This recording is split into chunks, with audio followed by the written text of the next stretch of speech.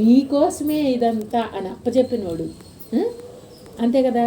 ఇదంతా సృష్టి యావత్తు ఆహార పదార్థంగా జీవఫలం, ఈ షట్చక్రాలు అంటే ఈ ఈ పంచ జ్ఞానేంద్రియాలకి పంచ కర్మేంద్రియాలకి ఇంద్రియాలన్నిటికీ వీటన్నిటికీ అప్పచెప్పేసి ఇచ్చి ఏమీ తెలవని వాడిగా సైలెంట్గా ఉన్నవాడాడు.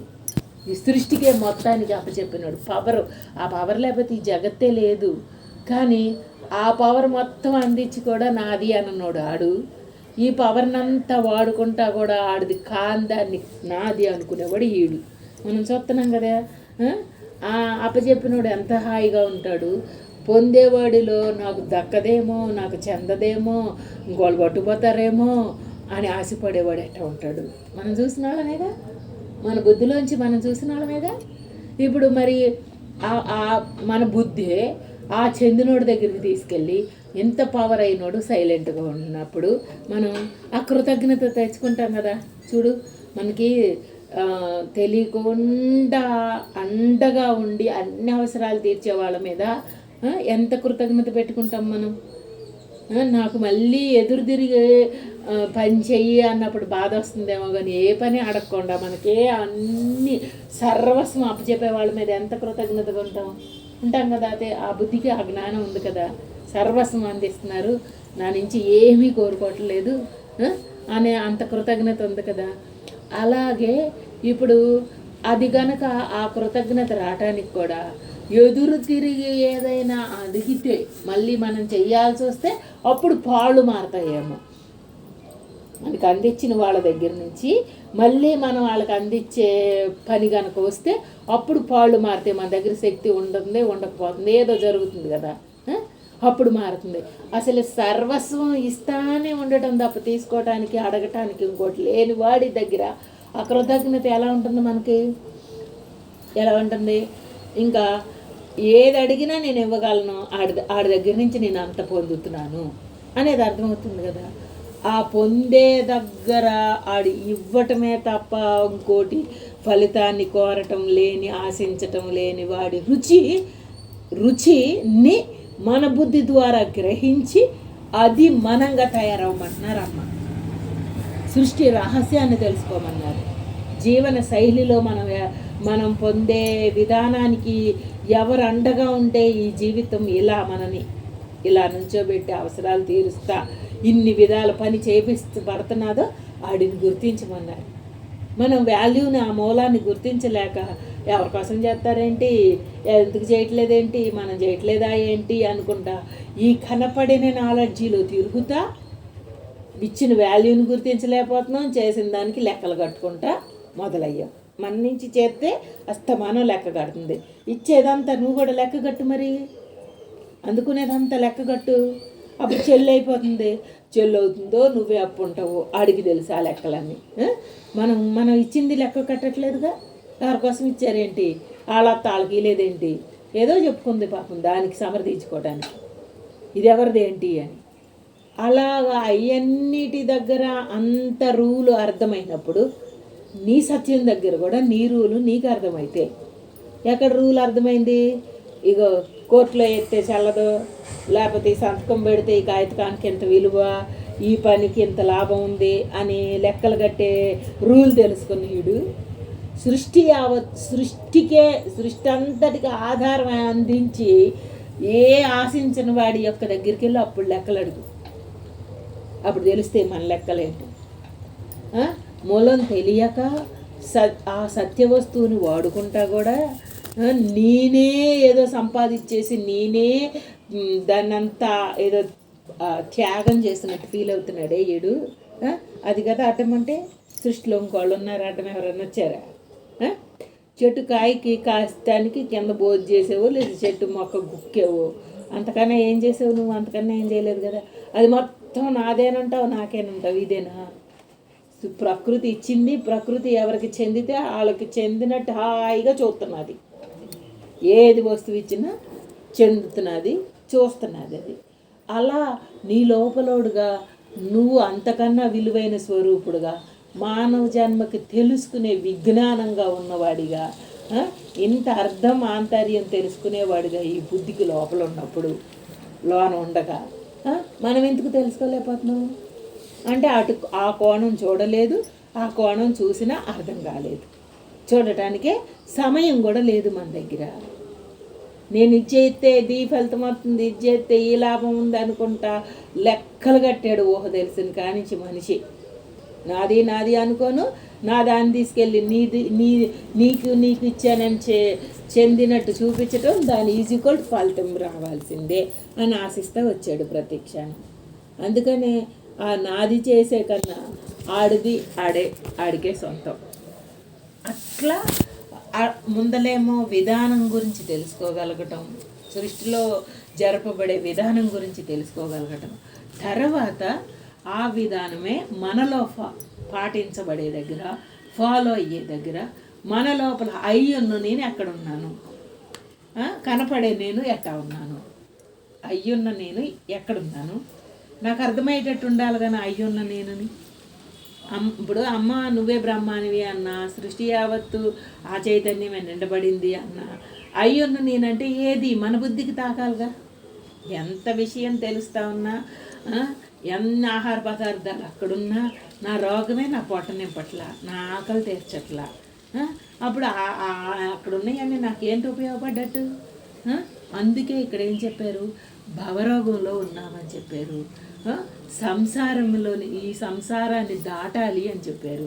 అంతే కదా, ఎంత మూలమైన పదాలు పెట్టారు మనకు అడ్డం వచ్చేదానిని. భవరోగం అన్నారు. శరీర రోగం ఓడ తెలిసేమో కానీ భవరోగం గురించి ఏం తెలుసు మనకి? పదం వింటా వచ్చాం.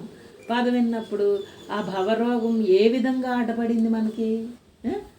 భవబంధాల నుంచి విడిపడాలి అని పాటల్లో, పద్యాలలో, సంస్కృతం అన్ని దాంట్లో ఈ సముద్రాన్నైనా ఏదొచ్చు కానీ సంసార నావని దాటలేమని ఎందుకు చెప్పారు ఈ పదాలన్నీ? ఎక్కడ మళ్ళీ ఇది దాటగలిగిన శక్తి నీ ఒక్కడికే ఉందని చెప్పారే. మళ్ళీ ఏది దాటలేవన్నావో మళ్ళీ ప్రతి దాంట్లో ఈ ఒక్కడికే ఉంది అని చెప్పారే. ఆ ఒక్కడు ఎవరోనా? నువ్వు కాదా? ఆ దాటేవాడు ఎవరోనా? ఎవరికో ఇచ్చేద్దామా? మంది కాదా? ఏ క్వాలిటీ వస్తువైనా నాకు చెందితే బాగుండు అనుకున్న నువ్వే సృష్టిలో ఇంకోళ్ళకి అప్పచెబితే ఒప్పుకొని నువ్వే అలాంటి మరి చెందించుకున్న వాడికి అప్పచెప్పేసి నువ్వు గొడుగిలుకుంటూ ఉంటావా? చూస్తూ ఉంటావా? ఇక్కడ తెచ్చుకో పౌరుషాన్ని. ఆ మహాత్ముడు ఎక్కడ శోధించి, ఎక్కడ ఖండించి తానులో ఉన్న సత్య వస్తువుని తెలుసుకుని వినియోగించుకున్నాడు. ఆ పరిధిలో లేని జీవుడిని కూడా అమ్మ పరిధి పక్కన పెట్టేయి, నువ్వే అనంతుడివి అని అంత ముద్రేసి మనకి ఇచ్చారే.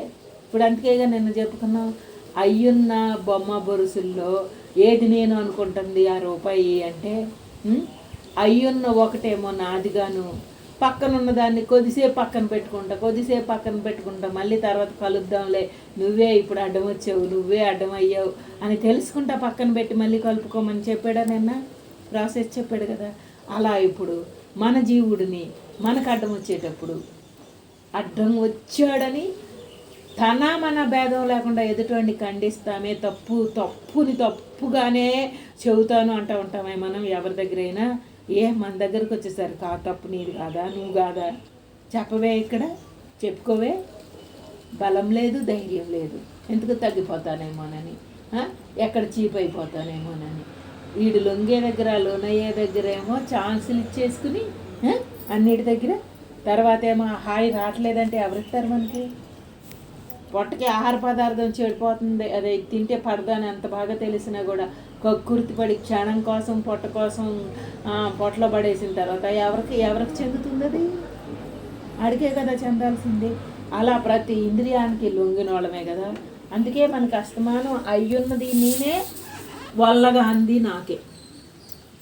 అయ్యున్నది నేనే, వీటిని తట్టుకొని ధైర్యంగా పక్కన పడేయలేనోడిని నేనే,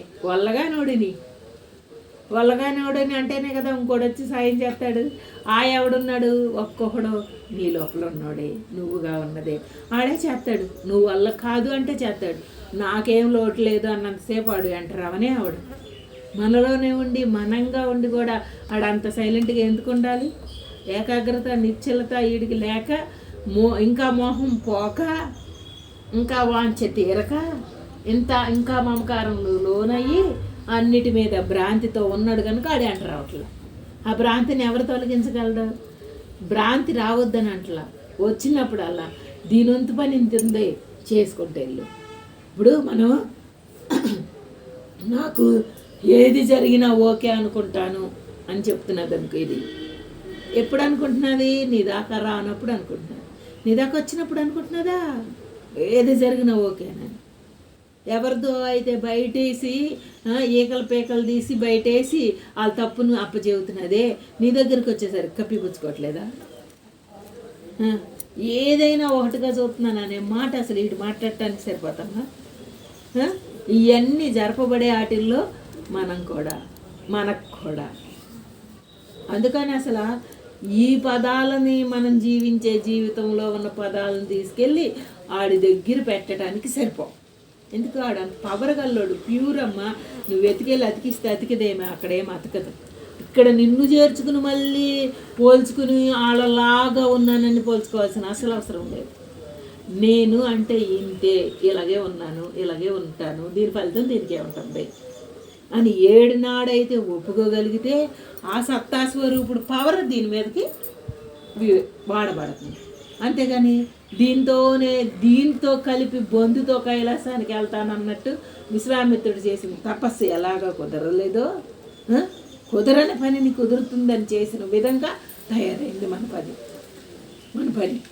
అందుకే ఇక్కడ ఆయాహాన్ని గుర్తించలేకే ఎన్ని సాధనాపరమైన సాధనలైనా అక్కడ పూర్ణతనివ్వలేదు. ఈ అహంతో కూడుకుని ఉంది కనుక ఇక్కడంతా రిజల్ట్తో కూడుకుని ఉంది. లోపల ప్రతి అణువులో ప్రతి జీర్ణించుకుపోయిన నరాల జీర్ణించుకుపోయిన వాసన ఎలాంటిదంటే నేను పలానా.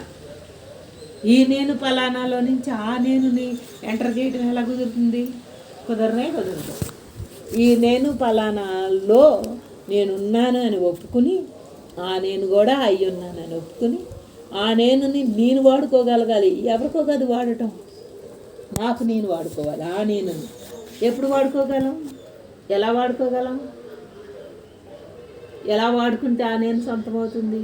ఈ బుర్రను గిరగిరా 24 గంటలు తిప్పేస్తా ఉంటే ఆ నేను ఎంటర్ అవుతుందా? గిరగిరా తిప్పటమే. నిద్రపోతే కళలో రూపంలో లెగిస్తుంటే ఇల రూపం కళ రూపం రెండు గిరగిర తిరిగిపోతున్నది. అది ఎందుకు తిరిగిపోతున్నది? ఆ సత్యాన్ని గుర్తించలేని వాడిగా ఉండటం, గుర్తించినా నిలుపుకోలేని వాడిగా ఉండటం. గుర్తించటం అంటే భావంతో చెప్తున్నారు కాబట్టి గుర్తిస్తున్నది. నిలుపుకోవటం దగ్గరకు వచ్చేసరికి ఈడే ఎక్కువతో ఎంటర్ అయిపోతున్నాడు కదా. ఇప్పుడు ఎదుటోళ్ళని మాట్లాడనీయకుండా మనం మాట్లాడుతూ ఉంటే ఎదుటోళ్ళ నుంచి బయటకు ఎలా అవుతుంది? చూడు, ఆడవాళ్ళ లక్షణం. ఒకరు మాట్లాడితే ఆగలేము, నలుగురు ఒకసారి ఎత్తేయాలి, ఇలా అంతా బయటకు వచ్చేయాలి. ఒకళ్ళు ఆపాక ఒకళ్ళు చెబుదామనే స్థిరం లేదు కదా. నాకే తెలుసు, నాకే వచ్చు అంటే ఆ తొందరపాటు ఎలాంటిది? అందుకే ఆడదాని రూపంలో ఉన్న ఆ దాచుకునేది, భరించగలిగేది అయ్యన్న సర్వశక్తి దానికే ఉంది, అంత తొందరపాటు దానికే ఉంది. గుణాలు రెండూ దానికే ఉంది. ఎందుకు పెట్టాడు? దీనప్పుడు దీనిగా వాడి దీనప్పుడు దీనిగా వాడి రెండు నువ్వే భరిస్తావులే, నీకే ఆ పని వచ్చులే అని అప్పచెప్పేసాడు. అంటే ఓర్పు సహనంగా భరించే శక్తి నీకే ఉంది, తొందరపాటులో పోగు చేసుకోవడం కూడా నీకే ఉంది. నిశ్చలత చాలా తెలదు కదా, అందుకని నీకే ఉందిలే, రెండు పాటలు నువ్వే పడు. ఆ రెండిట్లో కూడా నీకు అర్థమైతేనే అక్కడ బ్యాలెన్స్ కుదురుతుంది. ఎవరన్నా చెప్పేది కాదు, ఎవరన్నా ఆపేది కాదుగా లోన్ నుంచి వచ్చేదాన్ని. ఓర్చుకోమని ఎవరో చెప్పలేదు, తొందరపడమని ఎవరో చెప్పలేదు. స్వభావ లక్షణం దానికి అది ఉంది. అవి రెండు దానికి అట్లాగా బయటకు వచ్చేస్తున్నాయి. మరి ఆ బయటకు వచ్చే ఆ రెండిటిని నీ లోపల ఉన్న సత్యస్వరూపానికి ఆ రెండు ఏమనంటినాయా? ఎటు ఆల్రెడీ ఏది ఇష్టపడ్డామో, ఏది కోరుకున్నామో అది ఆల్రెడీ వచ్చేసింది, గడిపేసాము. 50 ఏళ్ళు, 60 ఏళ్ళు, 70 ఏళ్ళు గడిపేసిన దాంట్లోంచి ఒక్క క్షణం వెనక్కి తీసుకురాలేం కదా. మనం ఎవరం కూడా ఒక్క క్షణం కూడా తీసుకురాలేం కదా. తీసుకురాని లెక్కల కన్నా ఉన్నదాని లెక్క మనకు అవసరం, ఇంకా ఉన్నదాని లెక్క మనకు అవసరం. అయిపోయిన లెక్క మనకు సరిపోదు కదా. ఆ అయిపోయిన లెక్కలో ఉన్న వాసనలని ఖాళీ చేసామా, పోజేసుకున్నామా, రుణమయ్యా, మనకు తెలియదు ఆ లెక్కలు. ఇంక నుంచైనా ఈ శారీరకంగా తెచ్చింది ఏదైనా సరే అవి చేసుకోవాల్సిందే. అవి చేసుకుంటా తన స్వరూపాన్ని గుర్తించమంటున్నాడు. అప్పుడు ఎలా అంటే మనం చదువుకున్నది ఏదైనా పరీక్ష పెట్టుకుని మార్కులు ఎలాగా తెలుసుకుని పాస్ అవ్వటము ఫెయిల్ అవ్వటము ఎలా చూసుకుంటున్నామో మన ఇంద్రియాల మీద మనమే పెట్టుకుందాం. ఎవరో వచ్చి పెట్టరు. మన ఇంద్రియాల మీద, మన చేతల మీద, మన గమనం మీద మనం పెట్టుకుంటేనే అప్పుడు మనకి తెలుస్తుంది ఆ రిజల్ట్, ఏ స్టేజ్లో ఉన్నాము. ఇప్పుడు ఏంటి, ఏమీ రానప్పుడు ఎంత బాగున్నాము, ఏదన్నా వచ్చినప్పుడు ఎంత లొంగిపోయాము, మనకు అర్థం కావట్లా, అయిపోయాక చూపించేళ్తున్నది. ఇప్పుడు తుఫానికి తట్టుకునే ఇల్లు అయితే తట్టుకుంటుంది, తట్టుకొని ఇల్లు అయితే పడిపోయి ఉంటున్నది కదా. తర్వాత మళ్ళీ మొత్తం లేపు కట్టుకోవాలిగా. మన జీవనం కూడా మనమే తయారు చేసి వచ్చిన వాసనలకు ఉధృతాలకి మనమే లొంగిపోయి కాలము వయసు మన జన్మ అప్పచెప్పేసాం. కాలము వయసు మన జన్మ అప్పచెప్పేసాం వాటికి. అప్పచెప్పేసిన తర్వాత అది మళ్ళీ లెగాలంటే చాలా టైం, మళ్ళీ జీవితం పడుతున్నది. ఒక ఇల్లు కట్టుకోవాలంటే ఎంత పడుతుంది మరి. అదే స్ట్రాంగ్గా అన్నిటికీ తట్టుకునేటట్టు కట్టుకోవటం అంటే ఏంటి, ఇక్కడ దానికి ఒక కెపాసిటీ కావాలి కదా. అందుకని ప్రతి వ్యక్తి అయ్యున్న ఆ ఏటికైనా తట్టుకోగలిగిన ఆ స్వరూపుడు నువ్వు అని చెప్పారు. ఎవరు చెప్పారు? దాన్ని పొందారు కనుక చెప్పారు కనుక మనని అది నమ్మకంతో మన స్థిరత్వాన్ని మనం చూసుకుంటా ఈ ఎదురయ్యే వాటిల్లో నువ్వేంటో లెక్కలు నువ్వు కట్టుకో. ఏ లెక్కలు కట్టుకుంటే అది సత్యంగా అర్థమవుతుందో చూసుకో.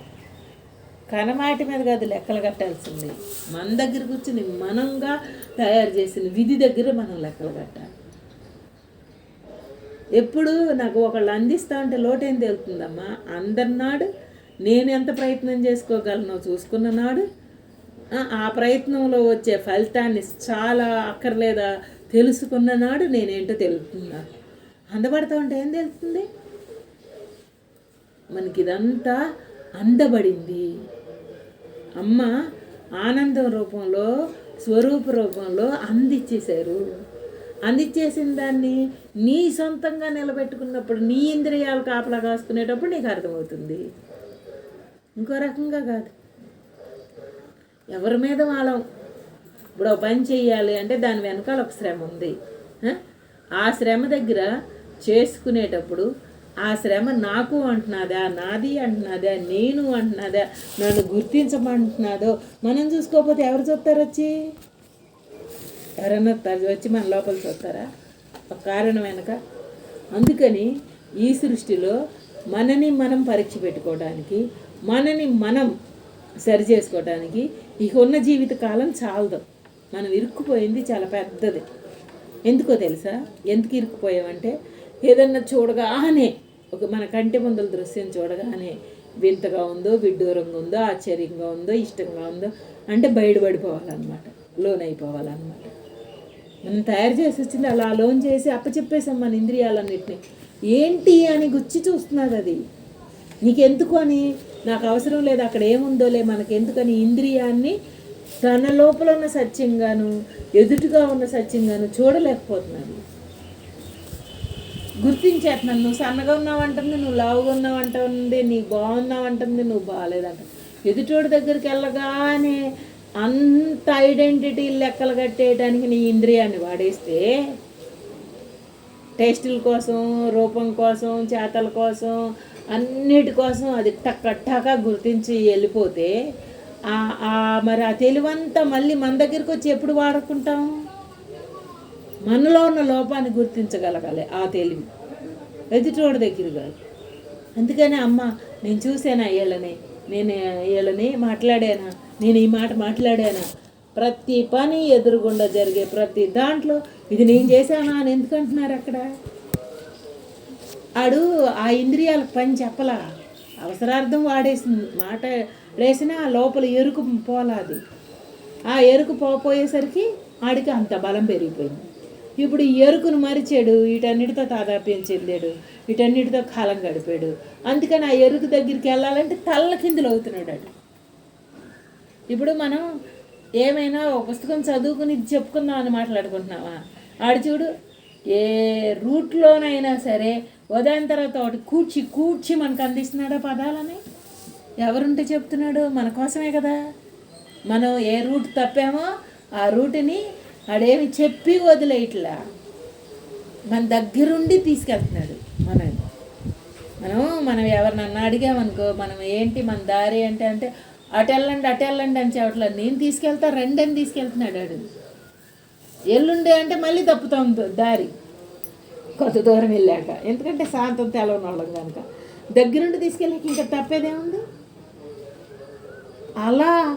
అలా మన కోసం ఆడే ఎంటర్ అయ్యి, అలా మన కోసం ఎదురు చూసి ఆ లోపలోడు అయ్యున్నావని ఒక్క పదం చెప్పి వదలకుండా ఇన్నేళ్ళు లాక్కొచ్చుకుంటున్నాడా? నువ్వు అయ్యున్నావని ఒక మాట చెప్పి వదిలేసి నీ తిప్పలు నువ్వు పడమనలేదే. ఇదమ్మా ఇలా చేయమ్మా అని దగ్గరుండి మనకు అందిస్తున్నాడా? అసలు ఒక్కొక్కసారి మనకి ఆ దగ్గరతనము ఆ విధానము చెప్పుకునేటప్పుడు ఆడిచ్చే పవరు చూస్తే ఇది కదా అయ్యున్నది. ఇగో ఎక్కడున్నానో నాకు అర్థమవుతున్నది, నేను ఎక్కడున్నానో నాకు అర్థమవుతూ ఉంటే మనకు ఆ రూట్ తెలియబడుతుంది కదా. అట్లా పరమాత్మ మనం ఏ పుస్తకాలు చదువుకున్నామని, మనం ఏ గురువుల దగ్గర విన్నామని, మనం ఏమి చేసామని, ఈ రూట్ ఇట్లా ఉంటుంది అని ఆడు ఎవరుండి చెప్పుకుంటున్నాడు? ఇదంతా వాడిదే. అందుకే కదా బ్రహ్మమే పెట్టుకుంది సత్సంగం, బ్రహ్మమే నడుపుకుంటుంది, బ్రహ్మమే చేసుకుంటుంది అని ఆ ధీమాతో ఎందుకు మాట్లాడుతున్నారు అమ్మ అంటే అలా చెప్పటానికి అర్హతగా సరిపోయి ఉంది కాబట్టి చెప్పుకుంటున్నారు. మనం సత్సంగం వరకు మనం అలాగే చెప్పుకుందాం, అది ఆడిదే కాబట్టి. మన జీవితం దగ్గరకు వచ్చేసరికి నేనున్నానని ఎంటర్ అవుతున్నాడు కనుక ఆ ఎంటర్ అయ్యేవాడు మరీ వచ్చేవాడిని లోపలికి వెళ్ళి ఈడు అని బయట చెకింగ్ చేసి పంపుతారు కదా, వీడి దగ్గర ఏమైనా ఉన్నాయా అని. అట్లా మన దగ్గరికి వీడు వచ్చేవాడిని మనం చెకింగ్ చేసుకోవాల్సిందే. ఎయిర్పోర్ట్లో ఎందుకు చెకింగ్ చేసి పంపుతారు? ఈడే బాంబు తీసుకెళ్ళిన అదంతా ఇదైపోతుంది, ఫ్లైట్ ఎక్కేక పనికిరాదు, అన్ని రకాల తీసుకుంటున్నారు జాగ్రత్తలు ప్రతి వ్యక్తి దగ్గర. ఏమైంది వీడి దగ్గర ఉండదులే అనే మాడు వదిలేయట్లేదు కదా. ఎందుకు అంత చెకింగ్ జరుగుతున్నది అంటే అక్కడ సేఫ్టీ అంత అవసరమని. ఇప్పుడు మనంగా 24 గంటలు దీంతో పోషించబడిన వాళ్ళం జీవుడుగా. ఆ పోషించబడినోడి దగ్గర ఏ మూలైనా దాగుండొచ్చు కదా, అహం అస్తమానం దాగుండొచ్చు కదా. దాన్ని చెక్ చేయాలంటే ఎవరిని కాపలా పెట్టాలి?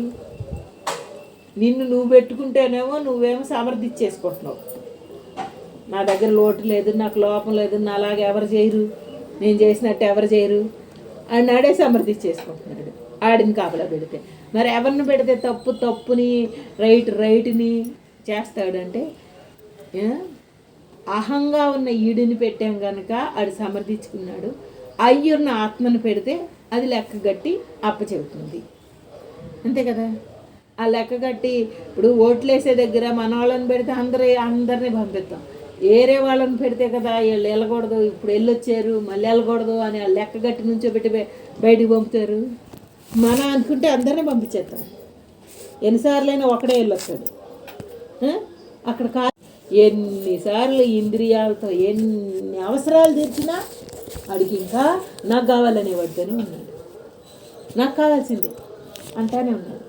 ఆ నాకు కావాల్సిందే అన్నోడి దగ్గర నుంచి నువ్వు కాదు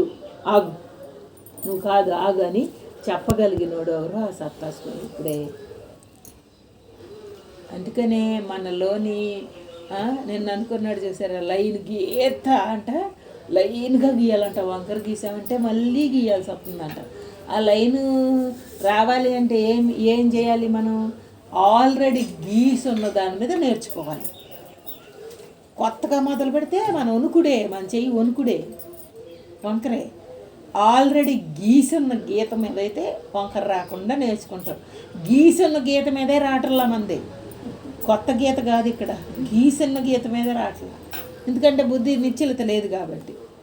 అందుకనే ఆల్రెడీ అయ్యున్నావు అన్న సత్యం చెప్పారు. దాని మీద గీసుకోవాలంటే ఈడు జన్మ సరిపోతుంది. అంత కరెక్ట్గా గీసుకోవాలంటే ఏంటి గీసుకోవటం అంటే, ఆడిని ఆడిగానే చూడగలగాలి, ఈడిని ఈడుగానే చూడగలగాలి. గీత గీయటం అంటే అది. ఈడిని ఎక్కడ సమర్థించుకోవటము, ఎక్కడ లోన్ చేసుకోవటము చేసావు అంటే ఆ గీత వంకరే. ఆల్రెడీ గీసున్న గీత మీద గీయటం అంటే నిన్ను నువ్వు 24 గంటలు నుంచోబెట్టుకోగలగాలి. మనం నుంచోబెట్టుకుంటున్నామా లేదా అని తెలవటానికి ఒకళ్ళు మాట్లాడతారు, ఏమని, నేను ఈ పని చేశాను అనగానే వీడు లోపల నుంచి అంటర్ అయిపోతాడు, నేను వీడికన్నా ఇంకా ఎక్కువే చేశా చెప్పుకోవడానికి రెడీ, తెలుపుకోవడానికి రెడీ. అంటే ఏం లేదు, మనకి ఈ సృష్టిలో యావత్తులో మనకి ఎలా లోన్ అవుతున్నది, ఎలా లొంగుతున్నది, నాది అని ఎక్కడ అంటున్నది, నేను చేస్తే కరెక్ట్ అని ఎక్కడ అంటున్నది, దీనికి ఇంత ఫలితం ఉందని ఎక్కడ అంటున్నదో గుర్తించటమే 24 గంటలు. తొంగి చూడని కొండ అంటే ఇంట్లోనే ఉన్నవాళ్ళం, గృహస్థగా ఉన్నవాళ్ళం, దాన్ని దాటలేని వాళ్ళం, మమకారం ఎప్పుడు ఎంటర్ అవుతుందో, అహంకారం ఎప్పుడు ఎంటర్ అవుతుందో, వాంఛ ఎంత ఎంటర్ అవుతుందో మనం గుర్తించగలిగిన వాళ్ళం కాదు. ఎంటర్ అయిపోవటమే దాని లక్షణం, దాని వాసన ప్రభావం అలాంటిది. మరి అలాంటి దాంట్లో నుంచి వాడు తొంగి చూడనీయకుండా జాగ్రత్త పడి కాపలాగాయాలంటే ఎంత ఎలర్ట్లో ఉండాలి? ఆ ఎలర్ట్ కోసమే చిన్నంగానైనా చేద్దామంటున్నాడు. కానీ అమాంతం నేను అది అని వీడు చెప్పడానికి లేనోడు కనుక చిన్నంగా బ్రహ్మం ఏదైతే అయ్యుందో అయ్యున్న దారికి ఈడుని లాక్కెళ్తూ వెళ్తాడు అంతే. ఇప్పుడు మనకి ఎంత వచ్చేయాలి అని ఫలితం కాదు కదా. ఇక్కడ నీకు చిన్న హాయి తెలిసిన రెమెడీ నీకు ఇస్తూ ఉంటే అదే ఆ స్వరూపం దగ్గర సాటి నువ్వేం లెక్కలు కట్టలా, ఇంత దీనికి ఇంతే సాటి, దీనికి ఇంతే సాటి అని లెక్కలు కట్టక్కర్లా, నీకు అందుతూ ఉంటే చాలు నీ బుద్ధిలోకి.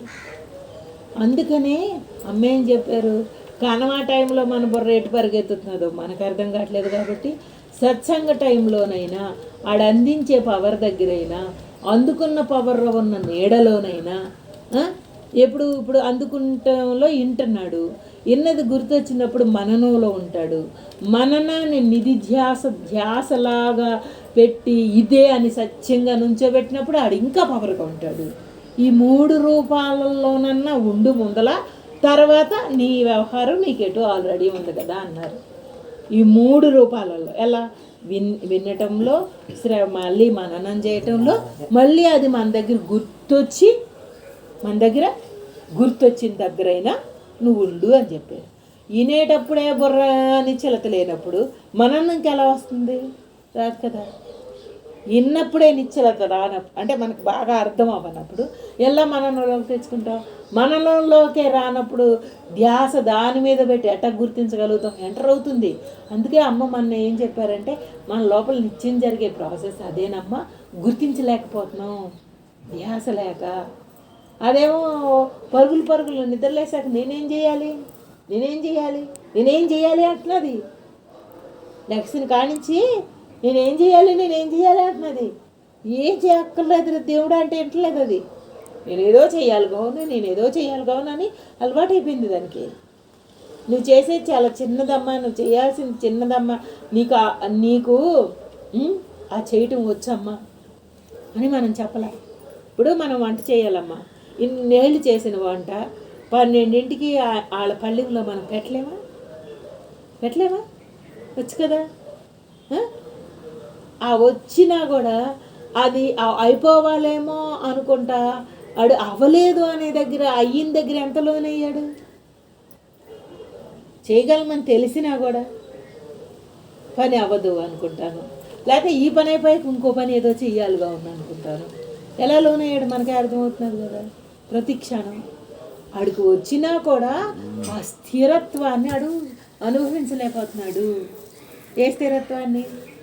చేసు కూర్చుంటే కదలకుండా ఉండటం ఒకలా ఉంటుంది, పని ఉంటేనే చక్కగా నాకు ఆ పని ఉంది, ఆ పని కోసం నేను ఇంకో దానికి ఛాన్స్ ఇవ్వను అని అడ్డం పెట్టుకోవటం ఉంది. 2 ఉన్నాయి ఇక్కడ. ఓ పని మనకి ఉందనుకో, అప్పుడు బుర్ర అటు ఇటు తిరగకుండా, పరిగెత్తకుండా నాకు ఆ పని ఉంది కాబట్టి నేను ఇక్కడ ఉండాలి అనన్నా కూర్చోగలుగుతుంది. లేకపోతే పని అయిపోయింది కాబట్టి నాకు ఇంకో పని లేదు కనుక నేను ఆడుతూ ఉంటాను అని అన్న కూర్చోగలరు. ఏంటి ఎలా ఎలా ఎలా మన లోపల కూర్చోబెట్టుకుందాం? పని ముందల పెట్టుకుని కూర్చోబెట్టుకుందామా? పని అవజేసుకుని కూర్చోబెట్టుకుందామా? పని అవజేస్తే ఇంకో పని కల్పించుకుంటున్నది అమ్మ. పని ముందలు పెట్టుకున్నావా, ఈ పని అవ్వలేదని కూర్చుంటున్నది. ఎలా కూర్చుందాం మనం? చూడు, మనకు అర్థమవుతుంది. పని అయిపోయింది అంటే ఇంకో పని నేను చేయాలి కావుననే పరుగులెత్తుతున్నది. పని ఆనక చేయొచ్చులే, ఆ పని ఉంటే నేనన్నా కట్టుబడి ఉంటానని కనుక కూర్చుంది అనుకో, ఆ పని ఇంకా అవ్వలేదు చేయలేనేమోనని భయంతోనన్నా కదుపుకుంటున్నాను. ఇప్పుడు మనం మన కాలాన్ని ఎలా వాడగలగాలి? ఒక క్షణంలోనేమో పరిగెత్తేవాడి కోసం అడ్డం పెట్టుకునైనా కూర్చుని నిలకడగా కూర్చోగలగాలి. పని కల్పించుకోని వాడిగానన్నా చేసుకునన్నా కూర్చోగలగాలి. రెండు నీకోసమే. 2 రెమెడీలు ఎందుకు చెప్తున్నాడు ఆడు? ఎప్పుడు ఏది పాటిస్తామనేది మనకు తెలియదు, పరిస్థితులను బట్టి మనకు ఎదురయ్యేదాన్ని బట్టి తెలియదు. అందుకే ప్రారంధం ఉంచుకుని చైతన్యం దగ్గర ఉండమన్నారు, ప్రారంధం చేసుకుని చైతన్యం దగ్గర ఉండమన్నారు. ఉంచుకోవటం అంటే ఏంటి? మనకి కాపలా. ప్రారంధం ఉంటే లొంగుతాం, రుణం ఉంటే లొంగుతాం. అందుకనే ఇప్పుడు గృహస్థుల్లో ఉన్నాడు కనుక మనకి రుణం ఉంటేనే, మనకి రుణం అయిపోయింది అంటే వీడికి ఏమవుతున్నది? ఏం పని లేనోడు, ఇంట్లో ఏం పని లేనోడు అంటే ఇంకోటి కల్పించుకోవటం అవుతున్నాడు.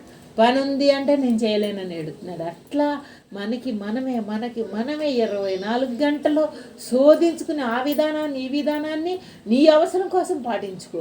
ఇలా మనం పాటించుకునేటప్పుడు మనం ఇంకోళ్ళ అంక చూసే అంత టైం మన దగ్గర ఉందా? ఇంకోళ్ళతో పోటీ పడే అంత టైం మన దగ్గర ఉందా? ఇంకోళ్ళ కోసం వెచ్చించే అంత టైం మన దగ్గర ఉందా? ఏ ఇంద్రియం ఏ అవసరం తీరుస్తున్నది? ఏ ఆలోచన ఏ అవసరం తీరుస్తున్నది? ఏ వస్తువు ఏ అవసరం తీరుస్తున్నది మనకి? ఈ జగత్తంతా అన్ని అవసరాలు తీర్చేయే, దాచుకోవటానికే లేనియ్యి అవసరాలు తీర్చేయే ఈ జగత్తంతా కూడా. ఈ జగత్తంతా అవసరాలు తీర్చుతా మనకి అందించబడే దగ్గర ఈ లెక్కలు కట్టడంలోనే మనం ఫెయిల్ అయిపోతున్నాం. స్వరూప జ్ఞానాన్ని ఎవరమైతే ఆ ధ్యాసలో పెట్టుకోగలుగుతామో, ఆ ధ్యాసలో ఉండగలుగుతామో, ఆ స్వరూపంతో ఆడు గెంటేయగలడు. తెచ్చుకున్నదే అయినా గెంటేయగలడు. అందుకే అమ్మ ఒక్క మాటలో నిజంగానిది అని ఈ సృష్టి జగత్తునంతటి నిజంగానిదిగా చెప్పారు. మళ్ళీ దీంతోనే అవసరాలు తీర్చేవాడిగా ఉన్న స్వరూపాన్ని చెప్పారు. ఇంకెక్కడున్నాడు స్వరూపం అంటే? పవర్ అంటే ఎక్కడున్నాడు? వీటిగానే కలిపి ఉన్నాడు, వీటితోనే కాలక్షేపం చేయమన్నాడు. కానీ ఆధారాన్ని మరవద్దన్నాడు. ఇప్పుడు గాలిపటానికి దారం ఎట్లా ఆధారమైంది? గాలిలో వదిలేస్తే పనికొచ్చేది కాదు కదా. కానీ ఆధారాన్ని చేతిలో పట్టుకుని దాన్ని ఎగరేసుకుందాం, అది ఎక్కడ ఎగిరితే మట్టుకి మళ్ళీ మన దగ్గరికి రాగలుగుతుంది. ఉపమానాలకి ఎంత దగ్గరగా చూపిస్తున్నాడో మన లోపల ఆ ఎరుక అనేది ఏ ఇంద్రియానికి లొంగని వాడిగా, ఏ ఇంద్రియంతో తాదాప్యం చెందని వాడిగా తయారు చేసుకుందాం. ఇప్పుడు గాలిపటాన్ని ఎగరేయాలి అనేది వాంఛ, ఇష్టం, కానీ చేత కాదంటే ఎలా ప్రయత్నించింది? ఎలా చేత అవుతుంది? మన ఇంద్రియాలతో కూడా మనం ప్రయత్నం మనదంతా ప్రయత్నం దగ్గరే మరి ఎక్కువ తెలివి కావాలి, ఎక్కువ శ్రద్ధ కావాలి. అందుకని ఇంకా మనందరము ఆ లోతుల్లో దాగి ఉన్న సత్యాన్ని కనుక్కోవడానికే కదా ఇక్కడ కూర్చున్నాం. ఇక్కడ దాకా శరీరాన్ని ఎవరి కోసం అన్నా కూర్చున్నామా? ఎవరితోనన్నా పోటీ పడదామా? ఈ జగత్తులో పిప్పి వదిలేయాలి ప్రతి దాంట్లో. కానీ మనమేమో పవర్ని వదిలేసి పిప్పితోనే సాంగత్యం చేసాం. ఎందుకు చేసామో తెలుసా? ఈ ఫలానా నిలబడాలని, ఈ ఫలానాతో అన్ని అవసరాలు తీరుతాయి అనుకున్నాం. అందుకనే మనం ఇంకా ఆ ఫలానాలో నుంచి ఆ లోపల ఉన్న దాని దాకా వెళ్ళని ఆ సత్యంగానే అర్థం అవ్వాలి అంటేనే మనం కళ్ళు మూసుకున్నప్పుడు మన లోపలే ఆ హాయిని అనుభవిస్తూ ఉన్నప్పుడు ఆ హాయి నువ్వు ఆ హాయి ఒక పొందుతా కూడా ఇంకేదో ఒక చలనాన్ని తెచ్చేదాన్ని కూడా చూస్తాం కదా మన లోపల. ఆ తెచ్చే చలనం ఏమవుతుంది? ఆ తెచ్చే చలనంలో మనమే గుర్తించగలుగుతాం. ఏమని? ఎలా అంటే ఇప్పుడు మనకు ఒక పండు తయారయ్యే కొంది ఈరోజు కన్నా ఈరోజు ఒక ఫలాన్ని, ఒక రుచిని పొందుతా ఎలా ఉంటుందో లోపల మనకి వినియోగపడేటట్టు ఉంటుందో, మన జీవనం, మన ఆలోచన, మనం తయారు చేసే వాసన నుంచి ఈ పవర్ వల్ల ఇంకొంచెం ప్యూర్గా మనకి కనపడతా ఉండాలి. అక్కడ ఎలాగంటే మన ఆలోచన తీరు దేనికి లొంగి దేంతో ప్రయాణించిందో చూసుకోగలుగుతున్నాం కాబట్టి, అలాంటి ఆలోచన వల్ల మనం ఎంత నష్టపడుతున్నామో తెలుస్తున్నది కాబట్టి, ఆ కోణాన్ని వదిలి మనం తీసుకునే ఆలోచన, మనం తీసుకునే లోనయ్యే దగ్గర ఆ కోణాన్ని వదిలి ముందలకెళ్ళగలగాలి. అదే ఆ పండు మొగ్గటం అంటే. పండు మొగ్గితేనే కదా తిందాం, పచ్చిగా తినొద్దు అనుకుంటున్నాం కదా. మనలో కూడా ఆ నిశ్చల స్వరూపుడు దగ్గర నుంచి అందే ఒక పవర్ ఏమవుతుందంటే, చెట్టు కనుక ఆ కాయకి ఇచ్చే ఒక రుచి లాగా మన లోపల నుంచి మనకు అందుతూ ఉంటుంది. అందబడ్డప్పుడే ఆ ఫలవంతంగా తయారవుతుంది. చెట్టు నుంచి ఊడిపోయిన పండుకి ఏమైనా అందుతున్నారా? అందట్లేదు కదా. చెట్టును ఉంటేనే కదా ఫలం అందుతూ ఉంటుంది, రోజు రోజుకి బలాన్ని తీసుకుంటుంది కదా. అలా మన లోపల మన ప్రకాశంతో మనము ఇప్పుడున్న ఈ జీవుడు యొక్క విధానాన్ని పక్కకి నెట్టి ఆ ఫలవంతాన్ని అందిస్తాడు. అది ప్రయత్నం అంటే. అది మనకి లోపల జరిగే ప్రాసెస్. నువ్వు కళ్ళు ముయ్యి కళ్ళు తెరువు, జరిగే పడేది అది. ఆ కళ్ళు తెరిస్తే ఆ నిశ్చలత రాదు అనుకుని ఆడు కళ్ళు మూసుకుని, కళ్ళు మూసుకోలేకపోయినా కళ్ళు తెరిసిన జరగాల్సిన ప్రాసెస్ అది లోన. అందుకే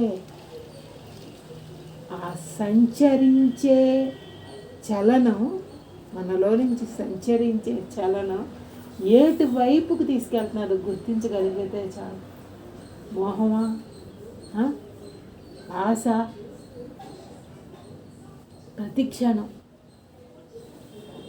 ఎలా చెప్తున్నాడో తెలుసా?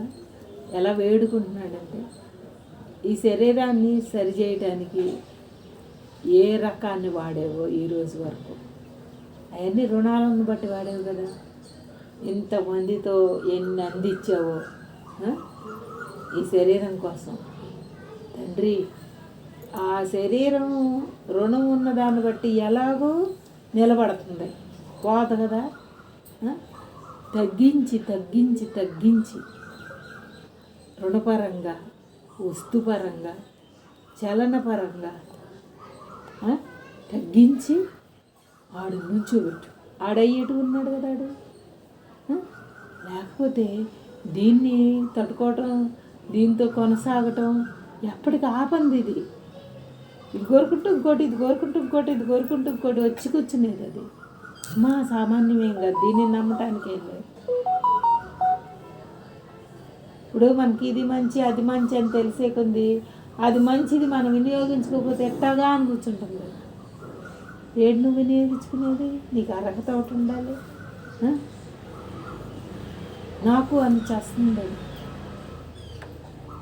అందుకనే ఎవరం పుడతా ఏంటి అని తెలవని వాళ్ళమే, ఇప్పుడు నేర్చుకునే వాళ్ళమే కాబట్టి ప్రతి క్షణం విద్యార్థులుగా ముందరికి వెళ్ళాల్సిందే. శరీరం మనకి అందించే రిజల్ట్ మనకు కనపడుతున్నది కళ్ళ ముందర. ఏమిస్తే సరిగ్గా ఉంటుంది.